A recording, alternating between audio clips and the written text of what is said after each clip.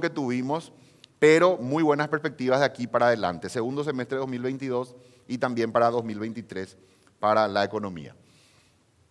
Empleo, aquí podemos ver lo que fue el efecto de la pandemia. Paraguay, como saben, tiene más o menos 3.600.000, 7.300.000 habitantes, de los cuales 3.600.000 sería la población económicamente activa, la población que está en edad de trabajar. De esos 3.600.000, más o menos 3.467.000 son los que trabajan, ¿verdad? La población económicamente activa es la que está empleada. Esta fue la afectación de la pandemia, se perdieron prácticamente 1 de cada 10 empleos, el 10% de los empleos, ¿verdad? Sobre esa cifra, 333.000 empleos perdidos en el peor momento de la pandemia, lo que fue el segundo trimestre del 2020. Y luego una recuperación, llegamos incluso ya a superar los niveles prepandemia al cierre del último trimestre del 2021. Ahora cayó otra vez un poquitito, esto sería ya ese efecto, ¿verdad? de la guerra en Ucrania, de la suba de los precios de los combustibles, cierta, digamos, pequeña retracción, que yo creo que va a continuar hasta el fin del primer semestre, pero con una perspectiva de recuperación ya a partir del segundo semestre del 2022.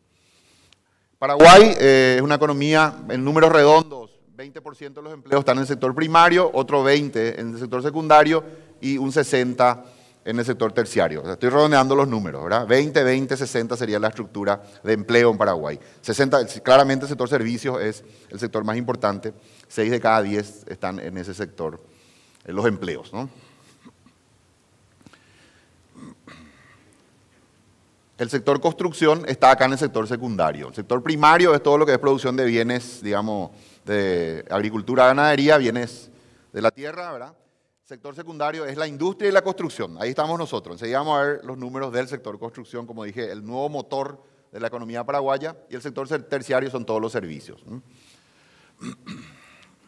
Ahí vemos las cifras en la prepandemia, cómo eran la cantidad de empleos en la prepandemia y cómo están los empleos en el último trimestre publicado por el Instituto Nacional de Estadísticas. Vemos una caída de 1,1 en el nivel general de empleo, 7,8 de caída en el sector primario, sector secundario 5,4, 35.000 empleos menos, y el sector terciario más bien creando empleo, el sector servicios, ¿verdad? Con un crecimiento. En la general, 39.000 empleos abajo de lo que fue el nivel prepandemia. Ahí lo pueden ver en términos gráficos, primario, secundario y terciario, ¿verdad? Menos 7,8 el sector primario, menos 5,4 el sector secundario y el terciario en cifras positivas con 48.000 empleos por encima del nivel prepandemia. Bueno, el déficit fiscal, que es un poco Paraguay, ustedes saben, en los últimos 18 años, desde 2003 para acá, desde el gobierno de Nicanor para acá, se ha caracterizado por una disciplina en el manejo macroeconómico, ¿verdad? Una disciplina en lo fiscal. Tuvimos desde el 2003 hasta el 2012 9 años consecutivos de superávit fiscal. A partir del 2013, gobierno Federico Franco, incurrimos ya en un pequeño déficit porque iniciamos un plan importante de desarrollo de infraestructura financiado con emisión de bonos en el mercado internacional, pero con una ley de responsabilidad fiscal que limitaba el déficit a una cifra pequeña, 1,5% del Producto Interno Bruto. Eso se rompió un poco acá en el 2020, ¿verdad? Por la pandemia, todo el esfuerzo que hizo Paraguay para afrontar los gastos de pandemia. Lo bueno es que nos agarró bien parados, con buenas credenciales en los mercados internacionales, con acceso fácil al crédito, entonces Paraguay rápidamente pudo gestionar, digamos, los recursos, obtenerlos y con eso encarar los gastos de pandemia. Ahora hay una hoja de ruta de reducción de déficit, más o menos en 4 años Paraguay, si todo va bien, debería volver a los niveles de 1,5 dentro del marco del límite establecido por la ley de responsabilidad fiscal. Y esta es la trayectoria, 6,2 fue el déficit en el 2020, el año pasado cerramos con 3,6, cada punto de déficit son más o menos 400 millones de dólares. Y este año se habla de un 3%, ¿verdad? Pero yo tengo la impresión de que va a ser mejor la cifra. Hacienda está, digamos, gestionando, yo creo que al final va a ser una cifra menor al 3% del déficit fiscal. Pero digamos que es quizá uno de los números que desentona ese equilibrio general macro que viene manteniendo Paraguay, pero repito, lo importante es con una hoja de ruta que es creíble porque se viene cumpliendo. Esta hoja de ruta de reducción de déficit lo había anunciado ya Hacienda a finales del 2020 y hasta ahora viene cumpliendo las metas que prometió de reducción. Deuda pública, acá podemos ver la evolución de la deuda pública, estamos en 14.374 millones de dólares de deuda pública total a mayo del 2022. El valor absoluto no es tan importante, lo importante es cuánto eso representa de la economía. 35,8. Paraguay a inicio del gobierno de Nicanor había recibido una relación deuda-PIB de 25, inclusive en el 2003 era un poco más alta, era por encima de 30. Después, por la política, digamos, de superávit fiscal, esa relación se fue reduciendo hasta un 10. A partir del 2013 empezamos el programa Obra Pública, sube lentamente, ¿verdad? Limitado por la ley de responsabilidad fiscal, y después se dispara con la pandemia, ¿no? Y ahí estamos ahora. Este dato va a exigir de que en el siguiente gobierno se busque ya una figura, digamos, diferente para el desarrollo de obra pública. Probablemente vamos a ver ya más proyectos APP, de alianza público-privada, y de concesiones, más que lo que es el modelo clásico, ¿verdad?, de desarrollo de infraestructura con deuda pública, con emisión de bonos. Va a ser interesante, eso también Paraguay seguramente va a entrar con fuerza en ese capítulo de desarrollo de APPs y concesiones, de manera más importante, digamos, de lo que lo hace hoy. Inflación. Paraguay, vean que Paraguay tiene esquema de metas de inflación. Banco Central Independiente, hay que decirlo, ¿verdad? El Banco Central no participa activamente de la política económica en el sentido de buscar el desarrollo, solo cuida el valor de la moneda. Es totalmente independiente al Poder Ejecutivo. Ustedes saben que tiene 5 directores, uno de ellos es el presidente, y cada director vence su mandato 1 por año. O sea, cuando asume un nuevo gobierno, un nuevo Poder Ejecutivo, no puede cambiar al directorio del Banco Central, solo puede cambiar al presidente, porque vence su mandato. A partir de ahí va cambiando un director por año. Ese esquema de gobernanza es el que garantiza la estabilidad del Banco Central, su independencia y a la vez el valor de la moneda. Paraguay viene con esquema de metas de inflación desde el 2011, que lo implementa con una meta inicialmente de 5%, hasta el 2014, después 4,5% hasta el 2018 y después ya 4%. La meta actual es 4% y viene cumpliendo esa meta, o sea, lo cual le da mucha credibilidad al Banco Central porque ha logrado mantener la inflación dentro de la meta. Incluso acá, en este último periodo 2018-2020, Paraguay se convirtió ya en un país, si uno promedia estas 3 inflaciones, 2018, 19, 20, es 3%. Paraguay se convirtió en un país de inflación anual del 3%.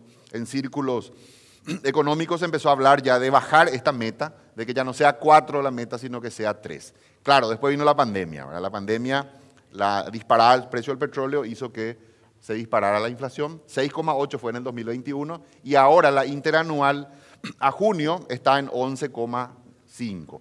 Pero digamos que responde a un choque externo, ¿verdad? Viene como resultado de la suba de un precio que no controlamos, que es el precio del combustible derivado del petróleo. Creemos que esto se va a ir suavizando en este segundo semestre, una vez absorbido ese shock externo, se va a ir suavizando y vamos a tener niveles de inflación más bajos, otra vez, digamos, parecidos a lo que hemos venido teniendo en los últimos años, desde el 2011 para acá. La inflación, el control de la inflación, la independencia del Banco Central ha sido otra de las características de ese equilibrio macro de la economía paraguaya. Ahí está la inflación interanual. Cada número es la inflación de los 12 meses anteriores, ¿verdad? ¿Cómo fue evolucionando esa inflación interanual? El rally empieza más o menos acá en mayo. En mayo del 2021 empieza la suba, ¿verdad? Y cada mes la inflación interanual, la inflación de los 12 meses anteriores fue más alta, fue subiendo, ¿verdad? Una espiral inflacionaria y acá estamos ahora. Se empieza ya a ver, ¿verdad?, la suba de tasa del Banco Central, la absorción ya plena del aumento del precio de los combustibles. Empieza a verse cierta ya nivelación en el último tramo, ¿verdad? Esa inflación creciente empieza como a nivelarse. Por eso digo que las perspectivas para el segundo semestre apuntan a ser mejores. Acá está el cálculo de la inflación desde, les decía, el rally empieza acá en junio del 2021. Entonces, vemos un poco en este periodo de este rally inflacionario cuáles fueron los productos que subieron de precio. Y acá vemos de junio del 2020 a junio del 2022, 24 meses de inflación. Transporte es el que más subió, obviamente por la suba del precio de los combustibles, ¿verdad? Al ser más caro el combustible, el flete en general es de todos los elementos de la canasta, de todos los rubros de la canasta con la que se mide la inflación, el que más subió. Y en segundo lugar, alimentos, ¿verdad? Básicamente tenemos una inflación de flete y de alimentos. Podemos, digamos, si queremos simplificar, podemos decir que es así. El resto, digamos, si bien ha habido alguna subida, también influido por estos dos factores, pero está más moderado. Impulsado por esto. Esto es lo que es el shock externo que nos viene, ¿verdad? La suba del precio del petróleo, en este caso es el Brent, ¿verdad? La referencia en Europa, el petróleo Brent, que se fue, más o menos la historia es así. Veníamos en un petróleo a $65 prepandemia, después en marzo del 2020 estalla la pandemia, nos encerramos, todos los países adoptaron medidas de cuarentena, eso hizo que la demanda de combustible, que es su derivado, cayera, y entonces se desploma el precio del petróleo. Hay que recordar que el petróleo más o menos históricamente se ha movido entre niveles de precio de 20 y 140, más o menos en ese rango se ha movido. Entonces se desploma, inclusive acá en unos días ha llegado el precio del petróleo a valores negativos, ¿verdad? Porque no había dónde guardar, no había dónde almacenar tanto petróleo. Llegamos inclusive a precios de menos $40, primas negativas. Después, bueno, ahí el encierro se recupera un poco, terminamos 2020 a $50 el barril, ¿verdad? Una economía todavía saliendo de la terapia intensiva, la economía global. Y 2021 fue el año de la recuperación. 2021 la economía mundial se abre en todos los países, se levantan las medidas restrictivas a la circulación, se abren los restaurantes, la gente vuelve a las calles, etcétera, y se vuelve a las clases presenciales, porque habíamos tenido clases virtuales, y todo eso genera una alta demanda de combustible, el mundo queriendo recuperarse. Pero la OPEP, el cartel, digamos, de países productores de petróleo, decide no acompañar ese aumento de la demanda con una producción en niveles similares, justamente con el objeto de que los precios suban y recuperar lo que perdieron, digamos, en este 2020. Eso es lo que dicen los analistas internacionales y logran el objetivo. El petróleo, el barril, se va de $50 a cierre del 2020 a 75 al cierre del 2021. Petróleo más caro. De todas maneras, el mundo podía pagar todavía, digamos que 75 sería, en ese rango entre 20 y 140 sería un precio medio, ¿verdad? Después, en febrero, estalla el conflicto entre Ucrania y Rusia y ese mismo día se va de 94 a $112 el precio del barril y después inclusive sigue subiendo, ¿verdad? Y ahora, en los últimos días hemos visto cierta reducción, pero estamos más o menos ahí en los $100 por barril, ¿verdad? Obviamente todo el mundo está esperando que ese conflicto se resuelva de alguna manera y bueno, que tengamos una regularización, una recuperación de precios más normales para el petróleo, porque todo el mundo está sufriendo, en Estados Unidos se quejan de la inflación, en Europa, todos los países estamos sufriendo por este impacto, por este shock externo que representa la suba del combustible. Este es el costo del derivado, esto que vieron acá, el precio del crudo, y este ya es del derivado, del diésel, ¿verdad? Que también, en cierta manera, sigue la misma tendencia, pero no es exactamente igual, porque una cosa es el crudo, también hay, digamos, falta de inversión en lo que es refinerías, entonces no siempre el diésel acompaña exactamente la curva de precio del crudo. Y bueno, se habla ahora de escasez de diésel y ese tipo de cosas, ¿verdad? Pero es una cuestión que a mediano plazo, en el transcurrir de los meses, en los próximos 24 meses, estimo yo, se va a ir regularizando. Pero por ahora estamos sufriendo precios. Este es el precio en dólares de cada litro de gasoil que importó Paraguay. Es el valor pagado, la factura petrolera, el valor pagado por importaciones de combustible diésel por Paraguay, dividido el número de litros. Y eso nos da dólares por litro, FOB. ¿Verdad? Dólares por litro FOB pagado por Paraguay. 0,92 a abril de 2022.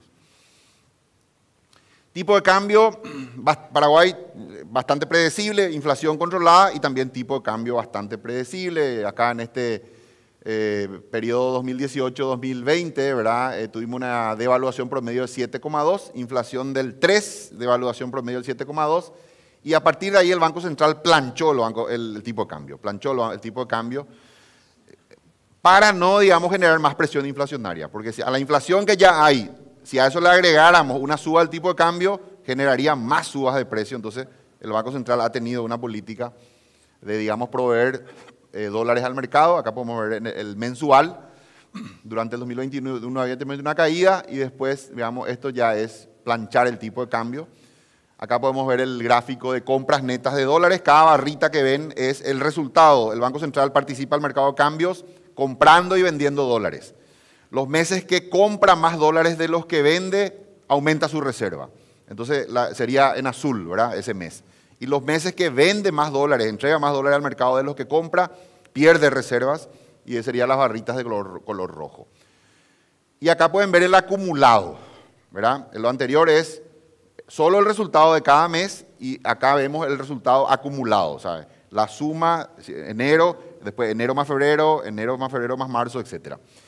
Vemos que la política en los últimos 24 meses ha sido la de perder reservas, o sea, darle al mercado los dólares que el mercado necesita para con eso sostener el tipo de cambio. Y lo ha logrado, ¿verdad? Un tipo de cambio, como dije, estable, casi diría planchado, ¿verdad? Porque el Banco Central, afortunadamente el Banco Central muy capitalizado, muy fuerte en reservas, y lo puede hacer, y lo está haciendo, ¿verdad? Está proveyendo dólares. Imagínense una caída del 70% de la producción de soja, una caída del ingreso de divisas, pero el tipo de cambio no se mueve. Es porque el Banco Central tiene reservas, acá podemos ver el nivel de reservas, 9.422, como verán en el último tramo perdió un poco de reservas. Paraguay es el tercer país con mayor nivel de reservas con respecto al PIB en Sudamérica. La reserva monetaria representa 25,8% del PIB, ¿verdad?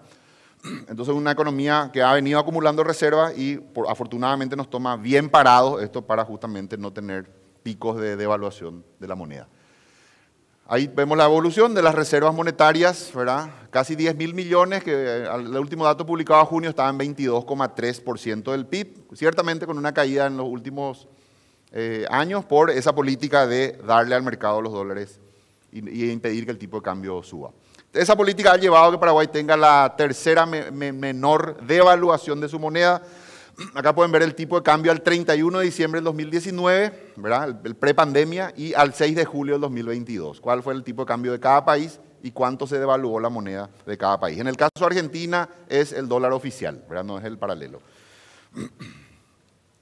Bueno, comercio exterior, exportaciones recuperándose. Acá pueden ver el enero-mayo de cada año.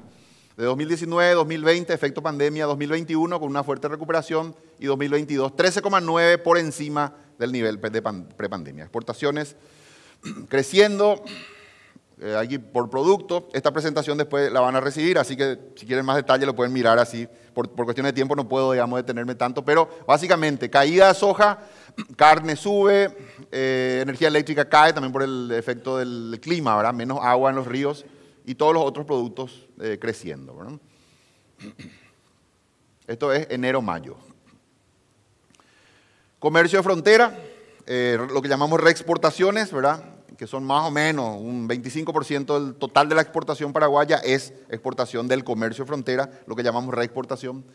Estamos ya recuperados, había caído 38% en el periodo de enero-mayo en 2020, después sube, ¿verdad? Todavía por debajo, el 27,3 por debajo, y ahora ya estamos 2,6 nomás por debajo. O sea, ya casi estamos recuperando el nivel prepandemia en lo que es comercio de frontera. Importaciones, fuerte recuperación también. Había caído las importaciones 19,5. 2021 se recupera un poco, pero todavía 4,2 por debajo del nivel prepandemia, y ahora ya estamos 21,6 por arriba del nivel prepandemia. Veamos cifras de consumo. Esto fue lo que pasó en la pandemia. Se caen la mayoría de los rubros, esto es 2020, se caen la mayoría de los rubros de consumo. Cae la venta de vehículos, equipamiento del hogar, mobiliario, venta de combustibles cae porque la gente estaba encerrada, las clases virtuales, no había que llevar a los chicos al colegio, etc. Cae venta de ropa, ¿verdad? Cae un poquitito farmacia, y el gran ganador de la pandemia fueron dos sectores. Telecomunicaciones, servicio de telefonía móvil. ¿Por qué? Porque al encerrarnos todos contratamos internet, ¿verdad? Para poder trabajar desde la casa, para que los chicos tengan sus clases virtuales.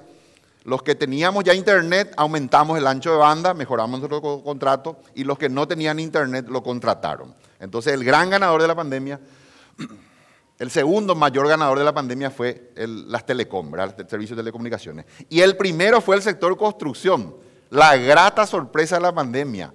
En plena pandemia, Paraguay siguió construyendo, ahí pueden ver el índice de venta de materiales de construcción, que crece 12,6 en plena pandemia. El sector, de todos los sectores de la economía, el sector que más creció en plena pandemia fue el sector de la construcción. Yo atribuyo esto a dos factores. Uno, la dinámica que venía teniendo el sector, que venía creciendo a tasa alta. Entonces, digamos, todos los proyectos que habían sido iniciados pre-pandemia, de un recorrido que hemos hecho, hemos notado que no han parado. O sea, pararon unos días, en esos días que el gobierno estableció el encierro, pero después casi todos los proyectos que habían sido iniciados, edificios, etcétera, continuaron y fueron terminados. Entonces, esa impronta, digamos, que venía teniendo el sector no se detuvo por la pandemia. Y lo otro es que, por la fuerte caída de tasas que hubo durante pandemia, después les voy a mostrar un poco más adelante el gráfico, pero básicamente las tasas de interés se desplomaron en Paraguay. Los ahorristas, yo dirijo una consultora y tengo clientes que tienen CDAs en bancos, estaban furiosos porque las tasas se habían caído prácticamente a la mitad. Estaban enojados con los bancos por la caída de tasas. Mucho de ese capital de los bancos salió y se fue al ladrillo. Entonces ese fue también otro factor. Mucha gente buscó en el ladrillo un refugio para su dinero y eso impulsó también el crecimiento del sector inmobiliario. Y esa dinámica sigue en el 2021 con un crecimiento de 12,4. Acá se recuperan todos los sectores. Supermercados, por el tema de contrabando, es el único que cae en 2021 con respecto, ¿verdad?, a lo que fue el año anterior. La teoría dice que en épocas de crisis todo lo que es consumo básico, supermercado, farmacia, telefonía celular, etcétera, debería mantenerse o caer poco. Y todo lo que no es básico, aquello de lo cual le podemos prescindir, sí cae. Por ejemplo, ropa. Podemos vivir sin ropa, podemos vivir sin vehículo nuevo, podemos vivir sin muebles para la cocina, etcétera. Y bueno, la movilidad acá que cae, ¿verdad? Pero se cumple la teoría, ¿verdad? Todo lo que es básico se mantiene, todo lo que es no tan básico cae. Y la grata sorpresa, repito, el enorme crecimiento de la construcción, la apuesta por el ladrillo, sí.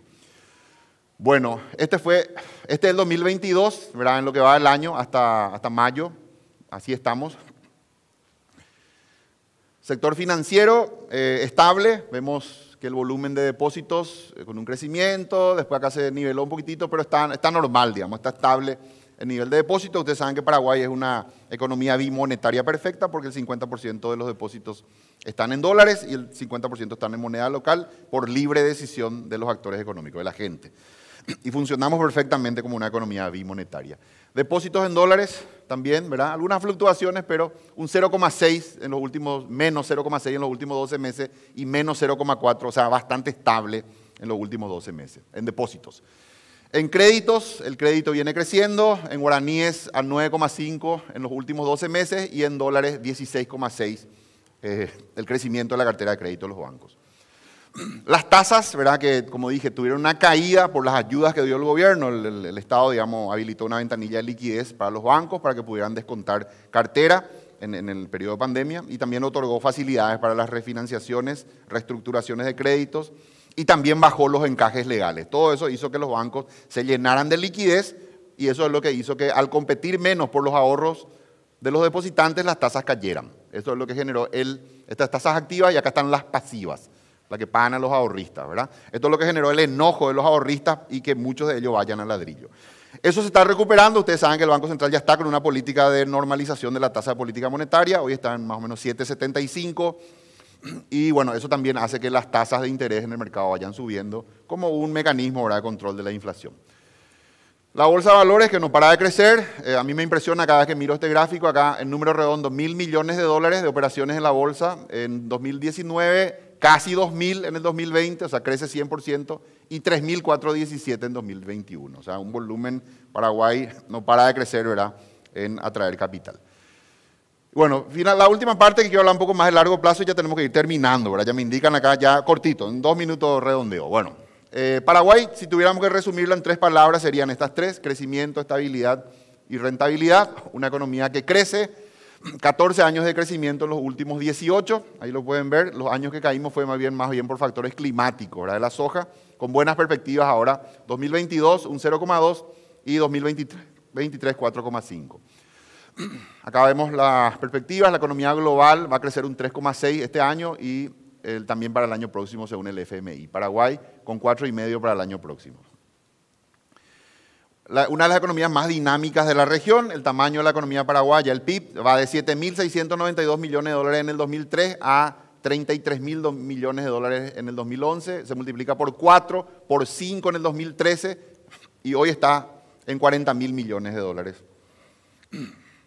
el PIB, ¿verdad? El dinamismo del sector construcción, pueden ver las tasas de crecimiento del sector construcción, cómo viene creciendo el sector construcción, ¿verdad? Como dije, en los últimos 2 años, un promedio de 12%. El sector más dinámico de la economía paraguaya. Realmente un sector no tradicional que viene a convertirse en el nuevo motor de la economía paraguaya. Uno de los motores, ¿verdad? 12% de crecimiento promedio en los últimos 2 años. Acá pueden ver 10,5 en el 2020, 13,5 en el 2021, 12. Acá pueden ver cuánto crecieron en promedio en estos 2 años todos los sectores de la economía paraguaya. El que más creció, construcción, 12%.